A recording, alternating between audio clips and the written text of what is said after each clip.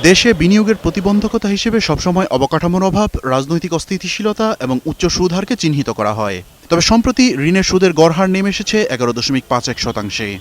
সঙ্গে ঋণ ও আমানতের সুদহারের পার্থক্যও নেমে এসেছে 4.77%। তবে তারপরও বেসরকারি ব্যাংকগুলোর জন্য এখনও উদ্বেগের বিষয় অলস তারল্য। ওভারঅল দেশে এখন লোনের চাহিদা কমে এসছে, কিছুটা কমেছে, কিন্তু আমার ধারণা হলো নেক্সট ইয়ারে ক্যাপিটাল মেশিনারি যেগুলো এলসি করেছি আমরা, এগুলো যখন ফান্ডেড হবে তখন তো আবার নতুন করে তাদের ওয়ার্কিং ক্যাপিটালও লাগবে, তখন হয়তো আবার গ্রোথটা বাড়বে। আমার ধারণা আস্তে আস্তে হয়তো যে আইডেল টাকাগুলো যেগুলো আছে এগুলো হয়তো আমরা ইনভেস্ট করতে পারবো। এদিকে এমন পরিস্থিতিতেও বড় কোম্পানিগুলোর সরাসরি বিদেশি ঋণ নেওয়ার সুযোগ অব্যাহত রাখার পক্ষে ব্যবসায়ী নেতারা। সুদের হার আরেকটু নামাতে পারলেই ব্যক্তিখাতে বিনিয়োগ বাজেটের লক্ষ্যমাত্রা পূরণ করবে বলে আশা তাদের। বিদেশে 2.5% ব্যাংক ঋণই দেয়, তো স্প্রেড কোথায়?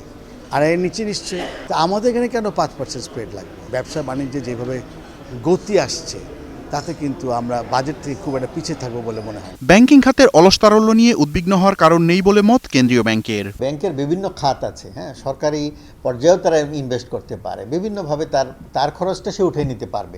বন্টন কিনে টাকাটা রাখে। আপনারা যেটাকে অলস তারল্য বলছেন, এটা কিন্তু অলসভাবে ব্যাংকের গুদামে পড়ে আছে এমনটি না। চলতি অর্থবছরের বাজেটে ব্যাংকিং খাত থেকে 38,000 কোটি টাকারও বেশি ঋণ নেওয়ার লক্ষ্যমাত্রা রয়েছে। মেহেদী হাসান, 21 টেলিভিশন, ঢাকা।